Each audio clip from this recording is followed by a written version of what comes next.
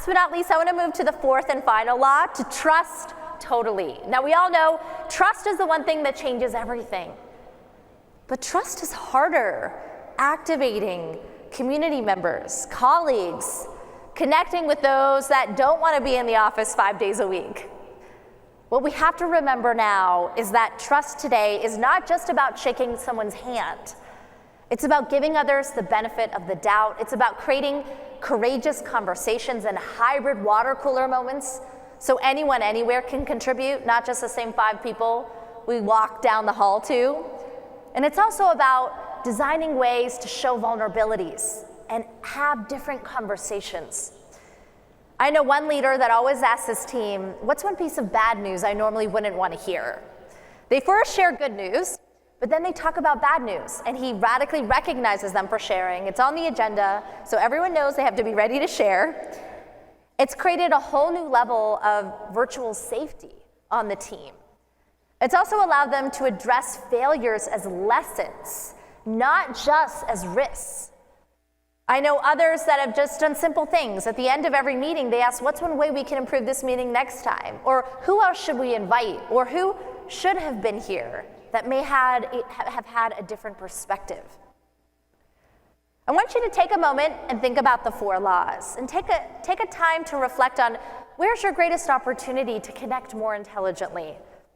Whether it's with your peers here in this room that are doing so much incredible work in their local governments around the world. Whether it's avoiding that duplicative work and sharing expertise here, like the Colgate example, or finding ways to tap into underserved communities like Granny Cloud or the surfboard. What I want to do is also not only leave you with these ideas, I created a 4-page toolkit that's a summary of all my slides. It includes best practices for meetings, for communication today, digital and in person. It includes hybrid water cooler moment ideas, and a 12-question assessment that's based on the 4 laws. So you can go back and actually have a discussion about implementing some new rituals to connect more intelligently. You can get it for free at hybridtoolkit.com, and it's available for all of you and your team. So I hope you'll use it. I hope you'll begin to put these ideas into practice. Additionally, if you want to learn more, I have an entire course on how to manage in hybrid teams and engage community in a hybrid environment. So we have a special code for all of you to get credit for it. So if you go to ericadhawan.com/hybridwork, you can all get access to it. Use the code Keynote50. Last but not least, if you want to continue to read and learn about this content, I also have books on this. My latest book is called Digital Body Language: How to Build Trust and Connection No Matter the Distance. So what we all knew of as the handshake, the head nod, the lean in, requires us as local government professionals to reimagine body language in our modern day hybrid world. Before I close, I want to share a story I don't often share, but I felt compelled to share today.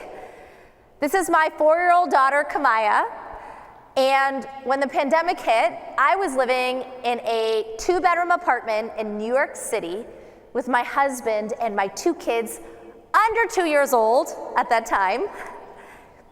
And for much of the last few years, I have constantly felt overwhelmed, I have felt exhausted, and I always felt guilty. I felt guilty every time I was in my office, which was my bedroom at that time, heads down working. I felt guilty every time I added one more video call to my calendar after 7 p.m. I felt guilty when my kids cried for their nanny more than me.